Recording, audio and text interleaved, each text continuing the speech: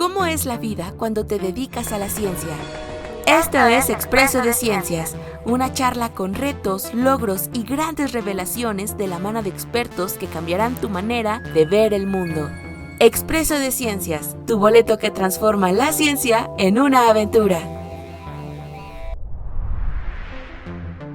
Previamente en Expreso de Ciencias. Pues ya nada más como una última pregunta, Brenda. ¿A quién de los profesores o profesoras de diseño te gustaría que tuviéramos aquí en Expreso de Ciencias? Ay, pues, bueno, hablando como jefe de departamento diría que todos. Por ejemplo, a Angélica, que está enfocada en diseño para la discapacidad y para gente que tiene alguna discapacidad visual o lo que sea. Pero también tenemos industriales, pero también tenemos ingenieros. Entonces, creo que también eso está padre del departamento, que es un mosaico de todos los colores y materiales. Y entonces, bueno, sí, todos tienen algo fascinante que decir y muy diferente. Pero bueno, si es decir nombres, pues sí, sería Angélica o Luis Rodríguez, ¿no? Nora Morales. Les damos la bienvenida a Expreso de Ciencias. En cada episodio conversamos con expertos que están a la vanguardia del entendimiento humano y nos adentramos en cómo este conocimiento transforma nuestra percepción del universo y moldea nuestra vida cotidiana.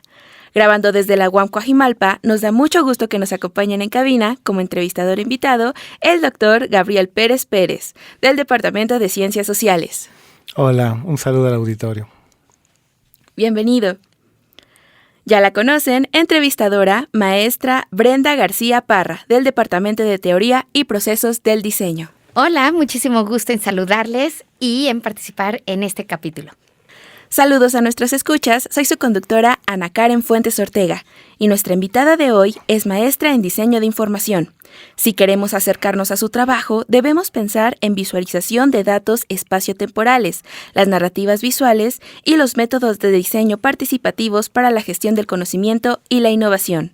Temas de los que hablaremos más adelante. El micrófono es para la doctora Nora Angélica Morales Zaragoza. Hola, ¿qué tal? Feliz de acompañarlos hoy. Muchas gracias, bienvenida. Es la segunda vez que te tenemos en cabina. Recordemos que tú estuviste en nuestra primera temporada, en el episodio 4. Si nuestros escuchas quieren volver a escucharte, ya eres una voz familiar. Pero esta vez te tenemos como invitada y queremos saber más sobre esta perspectiva del diseño. Y antes de indagar en estos temas tan particulares, me gustaría preguntarte, ¿cómo eras de niña? ¿Qué podías visualizar del futuro? Bueno, de niña me encantaba leer. Yo soy la mayor de 3 hermanas, entonces también era un poco mandona. Quería que jugaran a lo que yo quería jugar, pero lo que más me gustaba era planear el espacio donde íbamos a jugar. Todo antes de mis hermanas y luego ya las ponía a jugar y parecía que les aburría un poco. Y me encantaba leer y me encantaba también observar a los animales. Parte del dibujo venía un poco de que yo quería ser así como Darwin, irme por ahí y observar a los animales, entonces quería ser veterinaria o algo así, pero el dibujo era parte importante de cómo estaba observando. Ok. Sí, hemos notado que el dibujo es un momento clave. Nora, bueno, en primer lugar es un gusto estar aquí contigo, poder platicar, ya que pues tú sabes que bueno, has estado en la división con nosotros, en el posgrado. Pero ahorita escuchándote la introducción que estás haciendo, yo me pregunto si cuando eras niña había algo que tú ya veías sobre el diseño, no sé, jugando o cómo fuiste aprendiendo, o en esa parte infantil de tu experiencia, ¿tú recuerdas algo que te haya llevado después a lo que estudiaste? Sí, totalmente. El dibujo era parte importantísima de mi infancia. O sea, una vez hasta me acuerdo que le escribí un mapa porque estábamos en el extranjero y Santa Claus iba a venir y estaba muy preocupada de cómo iba a llegar. Entonces mi mamá guardó todo eso y le escribí un mapa a Santa Claus para que no tuviera dudas de cómo llegar, y estaba el mapa del hotelito que nos estábamos quedando con todo. Y pues yo no sabía que eso era diseño, pero sí me encantaba dibujar. Y en la biología, ya en el bachillerato, tuve un profesor de biología que me hizo dibujar los ecosistemas y entonces pues ahí dibujé todo, porque entre biología, también quería hacer, yo quería clasificar las especies, descubrir nuevas especies, plantas, animales. Y entonces hice los dibujos y mi profesor me llamó y me dijo, oye, ¿sabías que tus dibujos están muy bien y todo, y pues tú quieres ser bióloga, pero ¿sabías que hay una disciplina donde te pagan por dibujar? Y yo dije, ¿me pagan por dibujar? Eso está increíble, yo quiero estudiar eso. Y pues eso fue en secundaria, pero ya en prepa escoges tu área de estudio y no hay, por lo menos cuando yo estudiaba prepa, el área 5 sería como más arte, pero no había en mi escuela. Entonces estudié el área 1 porque decían, pues arquitecta, pero a la hora de elegir algo, preferí diseño como tal porque apenas empezaban 2 universidades que daban carrera de diseño y porque te pagaban por dibujar, fue que elegí diseño. Ya luego me di cuenta que el diseño es mucho más que dibujar, pero fue una parte importante. Bueno, entonces podemos decir que desde que eras pequeñita te atrajo el diseño, te atrajo lo que nos estás platicando, el dibujo, y eso se fue enriqueciendo, supongo que en la prepa, ya cuando escogiste la carrera, y hasta el día de hoy, ¿no? Entonces, de alguna forma, pues por lo que veo, has llevado una trayectoria desde pequeña y sigues en tus temas de interés. Entonces, bueno, aprovechando ese comentario, cuando tú eras pequeña y veías o empezabas a entender esto del diseño, ¿cómo lo ves cuando ves hacia atrás, en distintas etapas, tal vez como lo viste en la prepa, luego ya cuando lo estudiaste, pero cómo lo ves en contraste como lo puedes ver ahora? Ay, pues es una pregunta bien interesante, Gabriel, porque fíjate que el diseño es como un abanico, porque en realidad el diseño es la práctica proyectual, es tratar de imaginar algo que va a estar en el lugar de otra cosa. Y en realidad todos somos diseñadores porque hay una autora que se llama Ellen Lupton que dice que las decisiones de cómo vestirte son decisiones de diseño. Y que entonces todos de alguna manera en nuestro día a día diseñamos objetos, diseñamos planes, diseñamos cosas desde nuestra propia práctica. Pero, ¿qué hace la diferencia entre alguien que estudia diseño y alguien que no estudia diseño? Es que te vuelves experto en este proceso de creación y también te vuelves experto en algo que no necesariamente se liga a una temática. Yo uso una metáfora para hablar del diseño que es como la de un cuenco vacío, ¿no? Que tiene la función de que le puedes llenar a tomar agua o a lo mejor algún alimento o algo, pero el diseño como es ese soporte, es un proceso que te permite sistematizar algo que va a ocupar un lugar en el futuro y a partir de ellos tienes que tomar pequeñas decisiones, que hay otra autora que es más antropóloga diseñadora que se llama Dori Tunstall, que dice que hay diseño con D minúscula, que son las pequeñas acciones que tenemos que tomar alrededor de lo que una decisión grande que tengas que hacer, y el diseño con D mayúscula, que Herb Simon, otro pues científico más desde la informática que estudia organización sobre todo también la inteligencia con las máquinas, dice que diseño es cualquier cosa que te va a llevar a una situación mejor. Y el diseño con D mayúscula, de acuerdo con Herb Simon, no lo puedes hacer solo, lo tienes que hacer con otros. Y entonces el diseño profesional, el que se estudia en la práctica, es la facilitación de este proceso. Y siguiendo un poquito con esto, Nora, que estás describiendo más como el diseño, el proceso de diseño, ¿cómo lo diferencias o cómo diferenciarías de hacer investigación para el diseño? ¿Cuál sería la diferencia? Es que la investigación de diseño también tiene que ver con todo el abanico de diseños que hay. Por ejemplo, yo me dedico al diseño participativo y es usar el proceso de diseño para facilitar la participación entre grupos distintos. Y está, por ejemplo, el diseño de servicios, que ese ya es temático y entonces estás tratando de entender teóricamente qué soporta un servicio, que es un intangible. O está el diseño de productos o el diseño industrial, entonces ahí es entender los procesos de la materialidad del producto en sí. Pero como todas estas disciplinas emergentes del diseño, pues te abren unos procesos cada vez más complejos y algo que también entra en el estudio del diseño es el estudio de la complejidad, porque la complejidad es parte de nuestra realidad. Entonces, si pensamos en investigación en diseño, pues todos estos diseños entran en parte de, por ejemplo, yo ahora me estoy dedicando al diseño para la transición, que también es temático, pero tienes que estudiar qué es la transición de los sistemas socioecológicos, quiénes son los actores de determinado punto específico, y sí te especializas, pero lo que sucede con el diseño es que ese cuenco puede entrar a distintos niveles de complejidad. Cuando un alumno entra a la carrera de diseño, pues el nivel de complejidad es más acotable, ¿no? Así que hacer carteles, tomar decisiones en D minúscula, pero conforme vas avanzando y de hecho terminas tu carrera, la complejidad de los productos que diseñas se vuelve más difícil de acotar y eso hace que el alumno también vaya avanzando en madurez de la propia disciplina. Entonces, en realidad el diseño es parte de la vida y los especialistas en diseño se especializan en ciertos procesos de acuerdo a su apellido de diseño. Ay, qué interesante, Nora, escucharte. Has tocado temas y, conceptos bastante complicados, particularmente la complejidad. Porque sí y está ligado a lo que mencionaste que me llama mucho la atención, que es la toma de decisiones, porque eso implica una racionalidad. Y eso ya nos va acercando. Y algo que me llamó la atención fue que dijiste todos somos diseñadores de alguna forma. También por ahí Gramsci alguna vez dijo que todos somos filósofos, porque pues, todos pensamos desde que nos levantamos y tenemos alguna idea y resolvemos también de forma racional.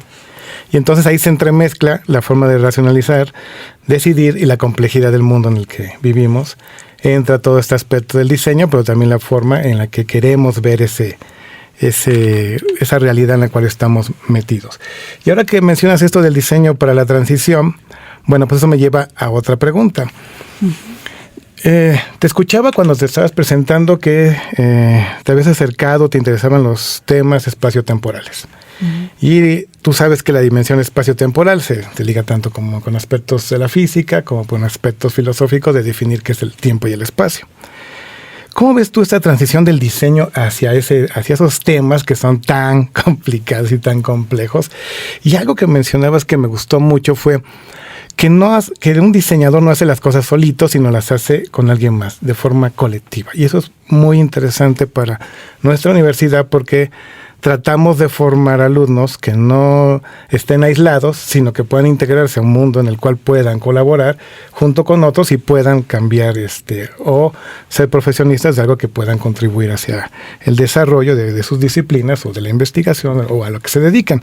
Entonces, espero no haberte hecho muy revuelta la pregunta, pero me gustaría saber cómo estás pensando la relación espacio-temporal y que tampoco suene tan específica. Y esta idea de la transición, porque eso nos lleva entonces a la idea que también tenemos acá en Ciencias Sociales, que siempre el cambio, siempre estamos cambiando y siempre estamos transitando de una cosa a otra. Tanto que hay algunos que dicen que pues el concepto de transición no tiene sentido porque siempre estamos pasando a otra cosa, pero no me quiero meter en eso, sino más bien escucharte a ti a ver qué piensas. Bueno, mira, primero yo soy maestra en diseño de información y después terminé el doctorado en Ciencias Sociales y Humanidades, pero precisamente lo hice porque mi interés es la visualización de la información, o sea, espaciotemporales. Entonces, digamos que el diseño de información es otro de estos apellidos de diseño, otra disciplina emergente que trata menos de la forma y más de la estructura de las cosas. Entonces, en aquel mapa que yo le hice a Santa Claus para que no perdiera su camino, yo ya estaba haciendo una estructura que le permitía a Santa Claus saber por dónde ir en su camino. Entonces, cuando hablas de espacio, pues hay que pensar en que estás hablando de espacio físico y virtual y de relaciones construidas en general. Y cuando yo empecé la cuestión del diseño de información, esa es la relación a la que te acercas a alguien cuando te dice, oye, fíjate que los científicos queremos dar a conocer esta investigación sobre la infraestructura verde. Entonces tú vas y buscas en los recursos de diseño de información qué mapas pueden mostrar mejor estos hallazgos de los profesores. Entonces como que la cartografía te acerca mucho a un geógrafo, pero te acerca también desde el punto de vista de ciertas reglas de la composición y el arte que ya dominas, que pueden complementar, por ejemplo, al mapa. Y esa fue la razón por la que elegí el doctorado, porque yo quería saber más sobre los mapas. Me encanta hacer mapas y quería hacer mejores mapas.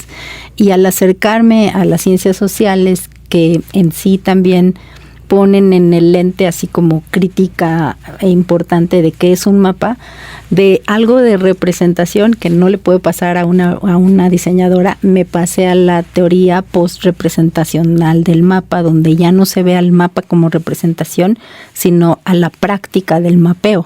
Y eso me hizo que tomara un giro. Pues como diseñadora dejar a la representación no es fácil, pero estudiarla desde el mapeo me llevó a los métodos participativos y a entender cómo el diseño puede ayudar a navegar la complejidad, que es cuando tú tratas de hacer un proceso, puede ser que ese proceso otros vengan contigo y facilitas la expresión de los actores que están alrededor del problema. Desmenuzas el problema para el entendimiento y eso es un poco el papel que tomo ahora. Por ahí querían hacer. Ok. Sí, bueno, relacionado con este tema, mira que eres una visionaria porque actualmente existe una aplicación en Google Maps que te dice justo la ruta de Santa Claus y a qué velocidad va y en qué pueblo en teoría debería estar a la hora en que tú lo revises, etcétera. Y justo en esta planeación y distribución, me parece interesante que siendo tan joven hayas pensado específicamente en un mapa, en algo tan complejo, en algo que tiene que estar tan bien estudiado como para que se entienda. Y en este sentido, y hablando de el enfoque que tienes en esta área de realizar mapas y analizar estos datos, la percepción del diseño puede traducirse en muchas versiones, ¿no? Dependiendo de cada persona. Pero me gustaría saber que en esta investigación del diseño, ¿consideras que tu carrera es científica? Sí, totalmente. Yo ahorita podría decir que me dedico a la cartografía participativa y a otra cosa que se llaman las herramientas generativas del diseño. Y desde la facilitación es una disciplina muy cercana a las ciencias sociales. De hecho, el diseño es un puente que puede también como abrir posibilidades en comunicar, ¿no? ciertas no sé, investigaciones, pero también puede ayudarle a los propios científicos a ver cosas que no veían porque estaban acostumbrados a usar ciertos gráficos. Por ejemplo, no sé, gráficos estadísticos, cuando te piden los científicos que los hagas, los haces, pero si estás pensando que más bien ellos necesitan encontrar patrones, entonces tienes que diseñar otro tipo de visualización para ellos, para que puedan ellos encontrar hallazgos relevantes en ese modelo o esquema. Ok, y cuando empezaste a estudiar diseño, ¿te imaginabas que podías tener estas oportunidades? ¿Cuál es la diferencia o el panorama entre cuando empiezas la carrera y tus intereses a cuando vas avanzando y descubres que tienes muchas más oportunidades? Bueno, cuando yo elegí diseño, mi mamá no estaba muy contenta porque decía, te vas a morir de hambre.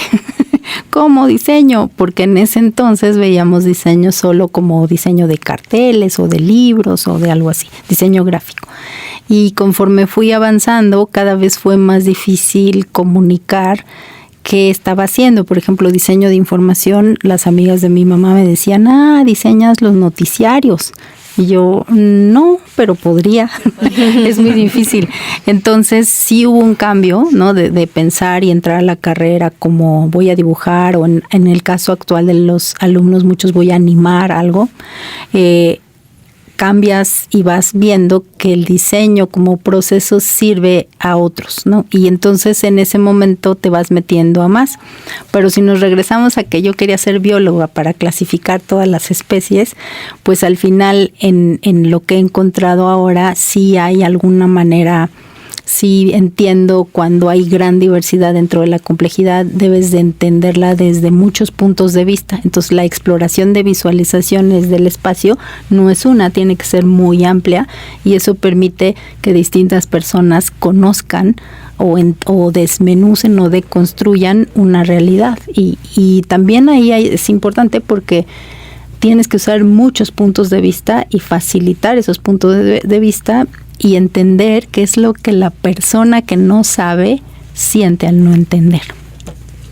Y en este proceso que has tenido, Nora, y que mucho así ha sido también como probar, y ahora va a ser algo más como participativo, y ahora veo que el mapeo se tiene que construir y demás, y que son cosas que vas aprendiendo en el camino realmente. ¿Que puedes identificar algún obstáculo ya en ese proceso participativo de mapeo, de construcción en conjunto, de diseño de información, que puedas identificar y cómo lo solucionaste? Pues hay muchos, porque conforme más complejo se vuelve el problema, sobre todo más relacionado con la sociedad o los sistemas sociotécnicos, te das cuenta que no hay una solución. Uh-huh. Sino que son caminos que se construyen con las personas y que tienes como que irte reversa, decir esto no está funcionando y podemos regresar a ver qué tal funciona. Y entonces esta parte de la unidisciplina yo creo que es el mayor obstáculo, porque cuando tú llegas a cualquier lugar eres diseñadora. Y entonces lo único que sabes hacer es dibujitos. Y esta parte del juicio es el mayor obstáculo, porque tú llegas y dices, yo la verdad nada más sé hacer dibujitos. Entonces, ¿me puedes explicar cómo sucede el fenómeno? Y entonces los científicos te explican como si fueran un niño, y es nuestra mejor arma, porque ellos se bajan al nivel y te explican, y entonces tú puedes entender como una persona ajena a esa disciplina puede entender. Algo que yo he estado pensando y retomando lo que Gabriel me preguntó al principio, es que quizá diseño como disciplina en una división no debería de existir. Debería de ser algo transversal a las disciplinas, o sea, mandar a todos los diseñadores a las distintas disciplinas. Ahora te toca matemáticas, ahora te toca. Claro. Yo siempre he pensado eso, que el diseño no debería de ser una disciplina, debería de ser transversal. O sea, sí se debe enseñar como disciplina, pero se debe de practicar transversalmente. Claro.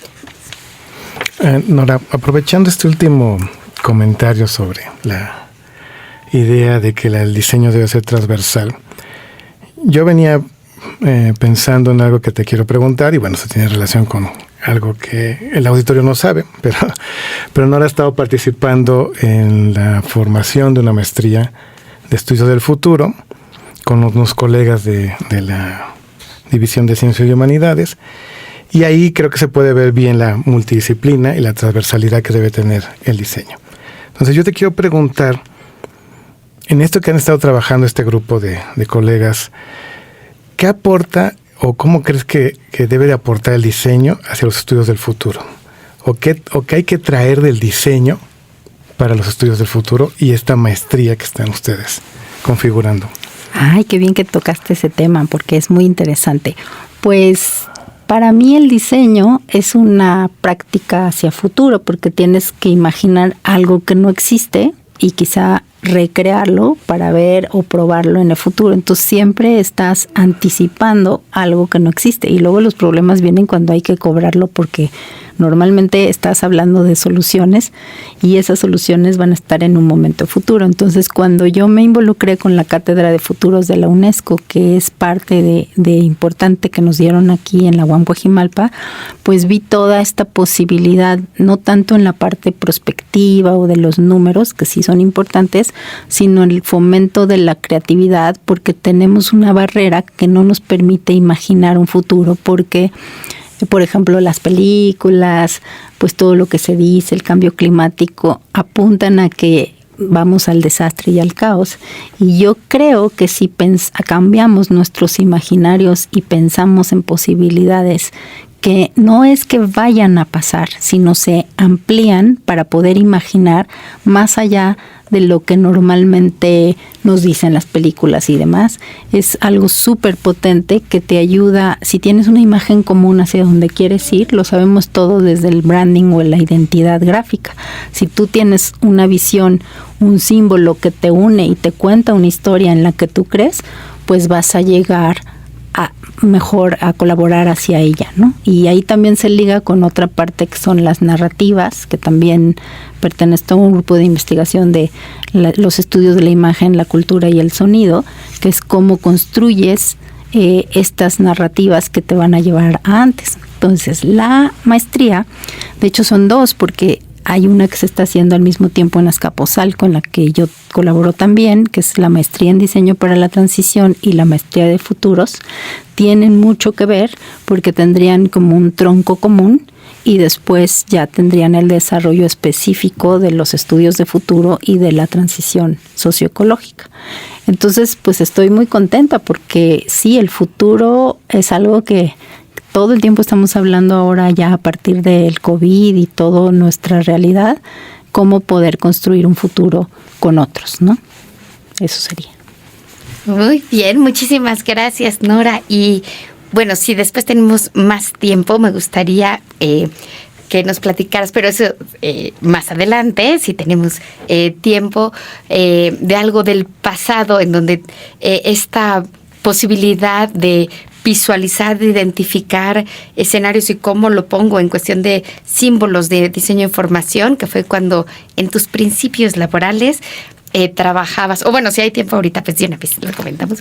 Esto me lo comentaste tú alguna vez, en tus principios, ¿no?, de práctica profesional, y que tú participabas diseñando cómo iba a ser la imagen y la identidad de unas telenovelas de Televisa. Entonces, a mí me hacía algo increíble porque de repente tenías que adentrarte en otra realidad y a ver este personaje, pero qué símbolo tiene que tener en esta cultura, ¿no? Y de las telenovelas y el personaje, y creo que era Dos mujeres y un camino o algo así. ¿Cómo era? Yo trabajé para, cuando salí de la carrera trabajé para un negocio chiquito que era la revista Obelisco, que hacía una revista en Polanco. Y después de ahí me pasé a una empresa que vendía computadoras, que se llama Ingrandicom, y que lo que vendía era computadoras. Pero yo me encargaba del el catálogo que se vendía de todas las piezas y me encantaba porque yo iba a hacer la portada. Y un amigo me vio y me dijo, ¿qué estás haciendo trabajando para una computadora? Vente a trabajar a Televisa porque Alejandro González Iñárritu, que en ese entonces fuera mi jefe, se va a encargar de hacer cambios en Televisa. Entonces llegué a trabajar allá y me dieron la parte de las telenovelas, porque aparte toda la parte postproducción se hacía en un lugar específico de 3 de la mañana, solo el tiempo que no se tenía, pero también me metí un poco a eso, hice un poquito de motion graphics ahí. Pero lo que me gustó más fue la imagen de las telenovelas en una época donde pues vivían de eso. Entonces, María la del barrio, Dos mujeres, un camino. Las históricas fueron espectaculares, La antorcha encendida, agujetas de color de rosa, pero todo funcionaba pues como una pequeña agencia donde dabas la identidad gráfica de como películas, ¿no? Tenías que tener una sinopsis, tenías que tomar las fotografías, tenías que diseñar la imagen de las telenovelas, y luego eso lo veía yo en las no veía las telenovelas porque ni me daba tiempo, pero sí sabía de qué trabajaba con los directores como los de ahora de películas, trabajadas en conjunto, y pues estuve trabajando eso, justamente diseño de identidad, hasta que después me fui al extranjero y tuve oportunidad de trabajar en una agencia que le hacía toda la comunicación a los hospitales de la Universidad de Chicago, y era también súper interesante porque ahí trabajé la parte de infografía y con científicos en una revista que se llamaba Medicine of the Midway, que era lo que diseñábamos allá, y después ya regresé acá. Por allá no querían otra pregunta. Magnífico, muchísimas gracias, Nora. Muy bien. Me encanta saber cómo esta parte. Y ahora vamos a pasar a la segunda sección de este podcast, en donde te hacemos preguntas rapidísimas, express, es casi bombardeo, y tú nos respondes con lo primero que se te venga en mente, ¿no? Entonces, ahí te va, son 9 preguntitas y sin mayor explicación, nada más lo primero que se me ocurra. Entonces, empezamos con la primera. ¿Tu salario es alto o bajo? Alto. ¿Dónde creciste? México. ¿Ciudad o algún, no, particular? Ciudad de México. Ciudad de México, ok. ¿Pasatiempo favorito? Dibujar. Claro. Aunque por ahí me acuerdo que también coleccionabas mariposas o algo así. Insectos, colecciono insectos. Era insectos. Buenísimo. Ajá. ¿Color favorito? Yo sé que para una diseñadora es difícil, ¿no? Que matiz y que Pantone, pero... Creo que el morado, porque desde chiquita me encanta el morado. Perfecto. ¿Tocas algún instrumento musical? No, la flauta toqué un tiempo toda desafinada, pero no. Ahora va una pregunta que a mí se me hace muy interesante.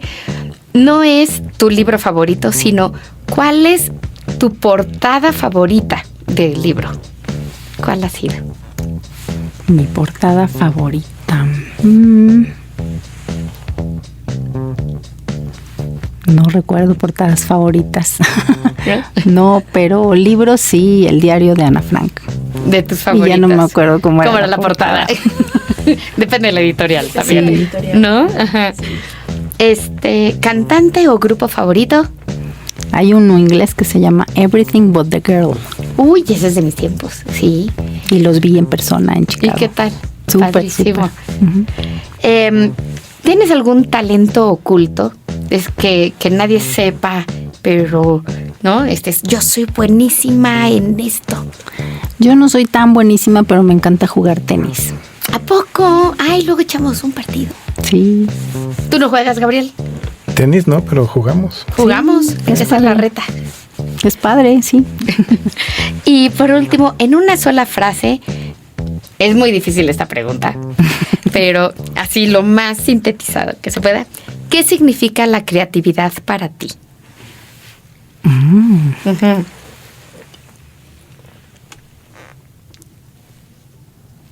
Para mí la creatividad tiene que ver con el diseño, que es poder poner en su lugar algo que no estaba ahí, o sea, imaginar algo que no estaba ahí. Porque estudiando un poquito sobre creatividad, el pensamiento abductivo, que no lo usamos tanto, es justamente eso. Es como decir, voy a tomar algo y voy a combinarlo con esto otro y voy a crear algo nuevo. Y puede ser algo que no funcione, pero sí es una combinación de algo nuevo. Y para mí eso es la creatividad. Muy bien, ¿sí? Bueno, yo tengo una pregunta que no puedo dejar de hacerte. Y tiene que ver con mis preocupaciones y miedos sobre el futuro. Y bueno, yo lo que quisiera saber es tu opinión como diseñadora que eres sobre cómo ves la inteligencia artificial para el diseño. ¿Es una amenaza? ¿Es una oportunidad? ¿Es un reto al cual hay que irse adecuando? O sea, ¿tú qué opinas sobre lo que se viene con eso? Sí, pues yo la verdad estoy fascinada, igual también porque a lo mejor a los diseñadores siempre hemos tenido como una especie de aura alrededor de la tecnología y a veces se nos reclama como tecnócratas, pero uso una metáfora que es el cuchillo. Un cuchillo lo puedes usar para cortar carne y pues alimentarte, o puedes usarlo para matar a alguien. Entonces, la herramienta está ahí. Creo que es muy interesante. Como me estoy aproximando a ella, justo es cómo estoy haciendo etnografías con productores de imágenes, como ilustradores, animadores, gente que hace motion graphic, porque de ese mundo vengo, y les estoy preguntando cómo les está sirviendo a ellos. Y entonces me he dado cuenta, hay un modelo para poder entender esto que tiene que ver con la teoría de la actividad, que se llama el modelo de las 3 fisuras. Y entonces obviamente te vas a encontrar cosas que no gustan y cosas que sí gustan de cualquier tecnología. Y entendiendo cómo se relaciona la persona con el objeto y entendiendo las normas que como comunidad tienen alrededor de ella, porque ellos solitos se ponen ciertas normas que no van a romper, pero el grupo que estoy estudiando son productores de imágenes. Y al final existe una realidad que tiene también mucho que ver con los distintos regímenes de una transición. Entonces, analizando eso me he dado cuenta que hay algunos ilustradores que dicen, nos van a quitar el trabajo, igual que lo que pasó con la industria del desktop publishing, porque antes se nos contrataban las empresas para que hiciéramos las presentaciones en diapositivas de carrusel, y lo que hacíamos era hacer 2 o 3 y se exhibían así las empresas. Y de repente llegó el PowerPoint y todo el mundo dijo, no, ya los diseñadores ya no tenemos trabajo, pero tuvimos más trabajo. Entonces, ¿qué sucede cuando no conoces una herramienta? Pues que hay ciertas tensiones en la propia actividad como estas. Unos ilustradores dicen, nos va a quitar la chamba, pero otros ilustradores están adaptando la herramienta y la están haciendo de acuerdo a sus estilos. Por ejemplo, no tienen tiempo para mandar a redes sociales, entonces lo que ellos hacen es que entrenan a los algoritmos para que tengan su estilo cerrado, solo ellos lo pueden hacer, y mandan a los redes sociales. Hay otros que están descubriendo lo mismo que nos pasó a nosotros cuando llegó la computadora al diseño. Nosotros éramos aún jóvenes y pues nos encantaba tratar y probar y sistemas de señalética en un programa que se llamaba HyperCard, la computadora. Terminamos dando clases porque los profesores de nosotros nos decían, es que cómo les voy a enseñar InDesign, Quark Express, Illustrator, sí, y nosotros lo aprendimos porque teníamos curiosidad y tiempo. Entonces lo aprendimos y terminamos dando las clases. Entonces lo mismo está sucediendo con la inteligencia artificial. Tenemos que pensar en cómo hacer que nuestros alumnos se acerquen a ella dando buenas instrucciones. De las últimas clases que estuve dando en diseño, hago un ejercicio siempre de que ellos tienen que crear el museo que no existe. Y entonces empezaron a pensar museos que no existían, y ahí te están diciendo los chicos cuál es su preocupación, porque uno de los museos que querían hacer era el Museo del Suicidio. Imagínate. Y había otros, ¿no? Museos de las ciencias cognitivas, y había muchos museos. Entonces ellos diseñan toda la identidad, la propuesta, el análisis, paleta de colores, todo. Y al final les digo, a ver, vamos ahora a dar una instrucción a la inteligencia artificial para que nos haga nuestro logo. Y pues todos se quedaron así de, hacen unos logos muy bonitos, pero no hacen ese logo. Entonces, ¿cómo le das la instrucción para que haga ese logo? Y se dan cuenta también de cómo manejarla, pero primero tienen que pasar por el proceso de hacer algo y luego tratar de decirle a la inteligencia que lo haga. Y unos pueden encontrar atajos más cortos o más largos. Entonces yo me centraría en empezar no vamos a poder evitarla, todos la estamos usando como podemos. Entonces empezar a dar mejores instrucciones y una cuestión crítica, ¿no? Criticar estos trabajos, porque si le crees todo lo que te da, te sorprendes. Uh-huh. Sí, claro. Bueno, esta temporada nos ha ayudado a entender que el diseño está presente en muchísimos más lados de los que pensamos. No sé, vamos al supermercado y pues ahí hubo un estudio de mapeo, un estudio de distribución para saber cómo colocar todo, y también me quedé pensando en las telenovelas porque pues al final, para bien o para mal, pues son un reflejo de nuestra cultura, son parte de la cultura popular de toda Latinoamérica, no solo de México, o incluso de más países hispanohablantes. Y pues tal vez no nos ponemos a pensar en todo el trabajo y estudio que hay detrás de los gráficos, de que aparece la fuerza del destino en la pantalla. Hay todo un trabajo para reflejar la esencia de la historia que vamos a ver. Eso, wow, me abre las puertas a muchísimas preguntas, pero retomando lo último que nos comentaste, empezabas a hablar de los ejercicios que le pones a tus alumnos. Nos gustaría que nos comentes sobre las UEAs que dan. Para los que no están en la UAM, son Unidad de Enseñanza y Aprendizaje, son como nuestras asignaturas. ¿Qué materias has impartido? ¿Cuáles te han gustado más? ¿Cuáles son los retos que enfrentas al momento de impartir estas clases? Ok, pues a mí me gustan todos los laboratorios, que son como la columna principal del diseño, porque tenemos un proyecto que generalmente es real y va va complejizándose. Entonces a mí me gustan mucho los laboratorios, pero también doy optativas que justo tiene que ver con infografía, y lo que más me gusta de las optativas es que se meten de otras disciplinas. Hace poquito hice una optativa de movilidad divisional donde hicimos una exhibición abajo que era sobre las drogas, el cuerpo y la salud, y por primera vez no la dimos a diseñadores. Fue de administración, de derecho, fue una experiencia súper bonita, porque el diseño ahí lo que estaba haciendo era cómo comunicas lo que se vio de resultados en esa UEA. También me gusta mucho dar en socioterritoriales, hemos dado talleres de cartel infográfico, porque he visto que el cartel infográfico aquí en la UAM es así como todos lo usan, pero pues también hay que diseñar bien un cartel, que sea legible, que no esté tan saturado, que tenga oportunidad del lector de entenderlo, entonces doy un tallercito de eso. Y en la maestría, que además coordino el posgrado ahorita de la maestría de diseño, información y comunicación, pues hemos dado a las 3 líneas, pues hemos dado muchos cursos que también me gustan mucho porque son específicamente de diseño de información y son un poquito más complejos que la licenciatura, pero creo que dentro de todo lo que sea taller participativo, ahí estoy, y justo diseñando como andamiajes para que la gente pueda expresarse, que no tenga que ser diseñadora o de otra disciplina para poder expresar algo en general. Y en diferentes, o sea, tú participas en diseño desde diferentes, muchísimos puntos, ¿no? Desde, pues sí, el mapeo desde la investigación, pero también en la práctica, pero también, ¿no? Como que en diferentes puntos, ¿no? Tú participas.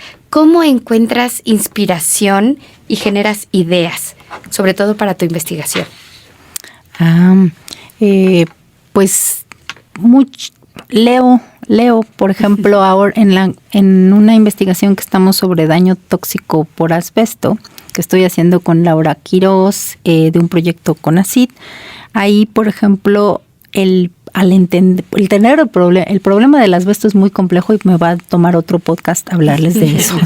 Pero la contaminación por asbesto en México, leímos una novela que se llama La lana de la salamandra, que es una novela donde explica el pueblito italiano donde surgió el primero en pelear en cuestión del asbesto, en organizarse y pensar en cuestiones del asbesto en Italia. Y cuando cualquier tema al que llego, si puedo encontrar alguna novela, algo para leer, pues lo leo y es una manera de acercarme. También pueden ser las películas. Puedo ver películas y entender un poquito más acerca del tema, porque también es cierto que como diseñadora, pues no, tú nada más sabes dibujar, a ver, te vamos a explicar. Y eso es bien interesante porque me leo o me inspiro en películas también. Okay. Maravilloso. Y en dividir el tiempo en investigación, dar clases, ahora coordinar un posgrado que es la MADIC y más, eres mamá también y esposa y demás. ¿Cómo equilibras tu vida personal con tu carrera? Ya me han preguntado mucho eso. No, fíjate que tiene mucho que ver. Mi tesis de maestría fue cómo organizaban el tiempo las mujeres para hacer una agenda a la medida. Una agenda que en ese entonces todavía no teníamos el celular inteligente, teníamos más bien organizadores como el Palm Pilot y así, pero eran dentro del negocio. Entonces las mujeres usábamos mucho nuestra agenda. Y mi tesis fue en innovar en la cuestión de las agendas a la medida, cuando todavía no había tanta. Entonces, investigué y me encontré un libro que es de David Allen, que se llama Getting Things Done. Buenísimo. GDT, y que está organizado a partir de, en vez de prioridades, porque lo único cuando organizamos por prioridades de urgencia es que nos destrozan. Realmente, o sea, si tú organizas algo porque mañana tengo que entregar el reporte y no puedes hacer nada en el contexto donde estás, porque vas manejando en el tráfico y no puedes hacer nada porque mañana tienes que hacer un reporte. Entonces, solo te estresas. Entonces, en vez de pensar en las prioridades, esta idea de David Allen es un método para organizarte por contexto. Entonces, ¿dónde estás? Si estás en el coche, no puedes adelantar tu reporte, pero sí puedes escuchar un podcast sobre algo relacionado con tu reporte que te ayuda a entrenar la mente para que cuando llegues a la universidad solo hagas las cosas que puedes hacer en la universidad y no andes pensando en eso. Entonces, la metodología es como muchas listas de cada contexto. Entonces, cuando vas al súper, no vas a hacer tu reporte en el súper porque solo te vas a estresar. Entonces, este libro me ha ayudado mucho porque es una cuestión de contexto y no prioridad, y también te da paz mental porque dices, si de todas maneras voy a estar en el tráfico 2 horas, no voy a entregar el reporte. Y eso es lo que me ha organizado mucho, y también por mi familia, ¿no? Porque pues tengo 2 hijas que demandan un chorro de tiempo, y entonces mi hija, la pequeña, nadaba, y entonces me decía, cuando ella nadaba en las clases de natación, yo me iba pues a hacer mis apuntes y de mi doctorado o así, ya no me acuerdo si estaba estudiando el doctorado o no, pero iba a leer, y entonces mi hija me dijo, mamá, es que cuando estoy nadando tú no me ves, y yo quiero que tú me veas. Y yo así, ¿pero cómo? Si es cuando justo puedo hacer todo. Y entonces le dije, bueno, está bien. Y entonces, ese día le dije, yo te prometo que hoy, mira, no llevo nada, te voy a ver nadar desde el principio al fin. Y entonces ahí estaba yo en la alberca así, viéndola, para que me viera que yo la estaba viendo.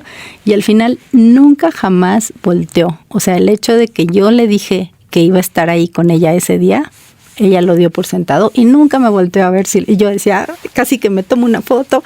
No, y entonces creo que esta parte de lo más importante es estar en el contexto que estás haciendo lo que tienes que hacer al 100 en vez de 50, 50, 40, 40, porque si no te gana el estrés. Bueno, eso creo que puede ser. Que nos pasa mucho a las mamás, sobre todo. Nora, aprovechando que estás comentando esto de la relación con tu hija y la natación, yo quisiera hacerte una pregunta, y déjame ponerte un poco en contexto, porque me gustaría saber tu experiencia de cómo te fue a ti como profesionista con respecto a la influencia que tuviste seguramente sobre tus hijas. Y te platico rápido. Bueno, yo tengo una hija y mi esposa y yo somos politólogos. Entonces, mi hija desde pequeña siempre tuvo una fuerte influencia sobre los terrenos de las ciencias sociales, porque después estudiamos posgrados en ciencias sociales y eso, ¿no? Entonces mi casa está llena, o la biblioteca está llena de libros de ciencias sociales, ¿no? Sí. La llevé de chiquita a congresos de ciencias sociales, ¿no? O de ciencia política. Y pues las pláticas entre mi esposa y yo son eso, ¿no? De ya está pasando esto, Trump ya va a llegar otra vez, y en fin, ¿no? Entonces ha estado bombardeada todo el tiempo por eso. Y al final ella decide estudiar robótica, ¿no? Es la licenciatura que decidió entrar. Y es totalmente distinta a lo que recibió como influencia. Hasta los amigos hablaban de eso, o sea, con reuniones. Y yo siempre me he preguntado cómo alguien elige, cuando tiene una influencia tan fuerte, tan grande y natural, una disciplina o un estudio distinto. Yo notaba que a mi hija de pequeña le gustaban mucho las matemáticas, y es muy buena en matemáticas, cosa que yo soy malísimo. Pero me gustaría saber cómo fue en tu caso esa vinculación, ahora que hablabas de que te ven leyendo, si tú sí hubo inspiración hacia tus hijas sobre lo que tú estudiaste, el diseño, o se fueron por otros lados. Claro. Pues yo estoy casada con un diseñador y nos conocimos estudiando la carrera de diseño. Entonces, en nuestra familia el diseño es parte, no podemos ser otra cosa que no sea diseñadores. Y creo que sí hemos influenciado mucho en nuestras hijas en eso, pero también tenían toda la libertad de estudiarla, y pues una se fue a estudiar arte en la Esmeralda, pero es súper buena escritora. Súper buena. Es como que decía, es que me encanta la escritura y me encanta el arte, pero ¿cómo voy a hacer las dos? Y le digo, pues tú haz todo lo que pienses. Entonces ella justo acaba de terminar en Bellas Artes, que tampoco es diseño, digo, en La Esmeralda, porque tampoco es diseño, pero sí es una parte de diseño, es más arte, y nos cuesta luego a veces entenderlo. Y la pequeña está en la mitad de carrera de diseño de experiencias y productos, sí se fue a diseño, y pues yo creo que lo vivieron y sí se sintieron pues que querían ir por allá, pero también como el abanico de diseño se ha ampliado tanto, pues realmente casi que robótica era muy afín también a lo que son buenos nuestros hijos. Hay un dicho por ahí que dice que nuestros hijos sobreviven a pesar de sus padres, y eso sí he tenido la confianza de decirlo, porque pues sí, uno quiere que, bueno, el papá de mi esposo fue contador y a sus 3 hijos no se fueron por contaduría, ¿no? Pero luego dices, la generación, a lo mejor una de nosotras sí que hubiera querido ser contadora. Es parte casualidad, parte de sus amigos, parte de las escuelas y lo que vivieron. Y pues sí, estamos todos metidos en diseño de alguna manera en la familia, pero es nuestro gran poder. Otra anécdota que me acuerdo, la voy a contar rápido, es que cuando salieron Los Increíbles, ¿no? Ven que Sí. Pixar, entonces decían, tu poder más fuerte es el que corría rápido, y el poder más fuerte de la mamá era que era elástica. Y entonces llegó mi hija también y me preguntó, oye mamá, ¿cuál es nuestro superpoder de familia? ¿No? Y yo así de, nuestro superpoder, ay, yo decía, ¿cuál? Y le dije, el dibujo, ¿no? Porque sí, los 4 dibujamos, eso sí. Y ya se fue toda contenta y dijo, es que yo tengo el superpoder del dibujo. Y se fue. Ay, qué linda. Pero ese era nuestro superpoder. Entonces, ¿cuál es tu superpoder? La política y la robótica. Bueno, ¿Qué Está tal? muy bueno. está muy bueno, combinado. Sí. Y hablando de superpoderes y visión, ¿a qué nos dedicamos? ¿A qué vamos, no? Etcétera. ¿Qué consejo le darías a estudiantes de preparatoria, que ahorita están estudiando preparatoria, interesados en este campo? ¿Y por qué estudiar diseño en Huancoajimalpa? Porque en Huancoajimalpa es la mejor para estudiar diseño integral. Que yo les recomendaría que si tienen alguna de estos acercamientos a cualquiera de estos diseños con 1000 apellidos, traten de ver si es lo que ellos se imaginan viviendo de esto, ¿no? O sea, porque una cosa es que no sé, que te gustan los animales, y otra es que tengas que vivir de estar con los animales. Y entonces les invitaría a venir acá, porque nosotros nos aproximamos al diseño de manera integral, es decir, no van a aprender a hacer diseño gráfico o diseño de información o diseño de modas, sino que van a aprender un proceso sistematizado que pueden replicar para que hagan el diseño que les vaya a tocar en el futuro. Que esa es una carrera basada en trayectoria y no en un tema en particular. Ok, y ahora voy a agregar un pequeño pilón a esa pregunta porque la conversación se abrió para ello y tal vez me puedan responder los dos. Normalmente vamos hacia qué le recomendamos a chicos entre sus 17 y 18 años que apenas van a entrar a una licenciatura, pero también qué consejo les darían a los papás cuando dicen, ¿saben qué? Toda esta familia somos de abogados, pero precisamente mi hijo quiere estudiar diseño o quiere estudiar políticas o algo que simplemente la familia no está completamente acostumbrada. ¿Hay alguna reacción que consideren tener, una postura más amena? Pues cuando a mi mamá no le gustaba porque quería que estudiara arquitectura, yo creo que era más bien porque no entendía de qué van las nuevas carreras. Y creo que si uno dice diseño industrial, pues es algo de la industria. Pero si dices diseño integral, te dicen que integras, ¿no? Entonces creo que los papás tendríamos que pensar en que el futuro está hecho de combinaciones de carreras, que incluso no vamos a saber su nombre hasta después. Entonces, que esta inquietud que ven en sus hijos, pues que confíen en que probablemente ellos van a tener que integrar todo lo que han aprendido en algo nuevo. Entonces las disciplinas del futuro todavía no las conocemos, pero sí sabemos que parte de las capacidades que se tienen que tener están más relacionadas con lo social y con la transición, el cambio que estamos viviendo hoy actualmente.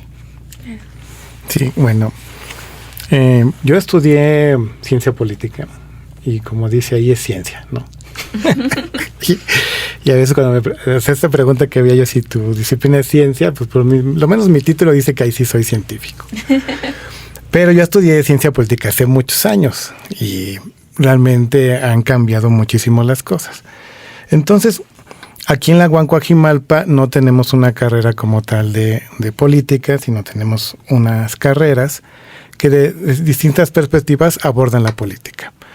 La de estudios socioterritoriales tiene un bloque de salida que se llama política y se especializa en ver los fenómenos políticos, pero cómo espacializarlos y entenderlos de tal forma desde el territorio. Y es algo muy interesante porque la política siempre sucede en el territorio, no sucede en otro lugar. Y lo otro, la otra es humanidades, que también de alguna forma tiene una perspectiva, pero más filosófica sobre la política. E estudios institucionales tiene administración y derecho, pero tiene líneas de investigación enfocadas en las políticas públicas, que sería el vínculo entre la administración y la política. Y es ahí donde en la división, digamos, no tradicionalmente como yo lo estudié, sino de una forma ya más multidisciplinaria e integral, está la perspectiva de la política, por lo menos en la división de ciencias sociales y humanidades. Ok, sí, pues ese es yo creo que un gran tip, o sea, enterarse de cuáles son nuestras licenciaturas, no quedarse nada más con el nombre y con lo que entendemos de ese nombre. Ok, muchas gracias. Y bueno, ahora vamos tal vez un poquito más a futuro, a las personas que ya están entre sus 24 que 20 menos, y están tal vez en este punto de cómo continuar. Si ya acabaron una licenciatura, podemos optar por un posgrado, entramos a trabajar, tú especialmente en la posición que tienes sobre la MADIC, ¿qué recomendaciones tienes para este grupo tan específico? Bueno, en MADIC sí tratamos de que hayan tenido una experiencia laboral previa, aunque sea cortita. Es como que, porque eso te abre también posibilidades, pero también hay un punto donde a lo mejor ya empezaron a trabajar y ven una oportunidad de dedicar a continuar o ampliar sus estudios en cierto aspecto. Entonces ahí en la maestría sí es como un poco más compromiso, pero también temas más afines en toda esta versatilidad que vivimos. Entonces los posgrados para mí sí es como importante si todavía te gusta o eres curioso sobre tu disciplina y quieres complementar. Yo les diría que sí vinieran a los posgrados. Y el doctorado es otro compromiso mayor, que ahí también es como ya entender que la investigación es parte de tu vida y que quieres complementarla con eso. Muchísimas gracias, Nora. Y ya nos estamos acercando al cierre del programa. Nos encantaría seguir platicando mucho más. Pero ya de las últimas preguntas, ¿cuál es el logro más significativo que esperas alcanzar con tu investigación? Bueno, mi investigación ahora, el tema común que he visto tiene que ver con lo urbano y la transición. Y yo creo que si logramos desmenuzar un poco esta complejidad para poder, ya se habla un poco de diseño multiespecie o regenerativo, que es diseñar con otros que no necesariamente son humanos, sino considerando que un bosque, que una montaña puede ser una cuestión legal, incorporarla. Ese sería uno de los mayores logros que podría yo decir que tenemos, ¿no? Un gran logro. Un gran logro. Maravilloso, Nora. Y ya de última pregunta, en este podcast, en esta tercera temporada es de diseño, ¿a quién de los profesores y profesoras del Departamento de Teoría y Procesos del Diseño te gustaría que invitáramos? ¿Han invitado a Aarón de Filosofía y Diseño o no? ¿Ya les han recomendado? Ya, y ya lo tenemos en la mira. Ah, mira. Sí. Directa a la flecha, siempre que nos mencionan algún nombre en especial. Y bueno, así llegamos. Bueno, tengo otra. Ya vi. Fernanda Romero es una profesora visitante que apenas se acaba de incorporar, pero la verdad es que tiene una visión muy fresca sobre el urbanismo y el diseño, que también estaría interesante, porque ya les recomendaron a Aaron. Ok. Y es egresada. Y es egresada de nuestra licenciatura y ahorita está a punto de ser maestra en el CIAD de Azcapotzalco con estudios urbanos, con una tesis súper bonita. Wow, ok. Entonces alguien bastante contemporánea en ese sentido. Wow. Sí. Vaya, invitadísima también. Fernanda. Para eso es esa pregunta, para identificar Perfecto. exactamente a quiénes. Ok, muchísimas gracias. Mira que este episodio es muy especial, considero, porque normalmente son percepciones muy ajenas o tal vez muy distantes entre entrevistador e invitado, pero esta vez sentí una conexión Sí, más certera, porque hay un estudio muy a la mano entre el diseño y las ciencias sociales. ¿Y qué les pareció esta experiencia de estar aquí en cabina en Expreso de Ciencias? Pues muy bonita, muy interesante, muy agradable compartir con Brenda, con Nora, contigo. Muchas Y gracias. bueno, yo estoy muy contento. Sí, a mí también me gustó mucho y pues la verdad se fue el tiempo rapidísimo, Sí. Pero es como una charlita de café de pasillo. Muy Así padre, es. muy Así padre. a veces nos pasa que tenemos que estar muy, muy atentos al cronómetro, pero al final la cabina siempre está abierta para conversar de muchísimas más cosas. Porque en este programa nos encanta hablar de ciencias. Compartimos descubrimientos, investigaciones y avances conversando con mentes expertas. Notamos cómo la ciencia cambia el entendimiento del universo y la vida diaria. En cabina escucharon a la doctora Nora Angélica Morales Zaragoza. Hasta luego. Como entrevistador al doctor Gabriel Pérez Pérez. Gracias por la oportunidad de participar en este podcast. Ha sido muy agradable y que estén muy bien y hasta luego. Gracias. También a la maestra Brenda García Parra. Saludos a nuestro auditorio y muchas gracias por escucharnos. También agradecemos al equipo técnico que se encuentra al otro lado de la cabina y a ti, que nos estás escuchando. Yo soy Ana Karen Fuentes Ortega y esto fue Expreso de Ciencias. Hasta el siguiente lunes. Esto fue Expreso de Ciencias, tu boleto que transforma la ciencia en una aventura. Recuerda que la ciencia nunca descansa. Mantente al tanto de nuevas investigaciones y experiencias. Te esperamos todos los lunes con un nuevo episodio. No olvides suscribirte a nuestro podcast y activar las notificaciones. Expreso de Ciencia es una producción de One Podcast.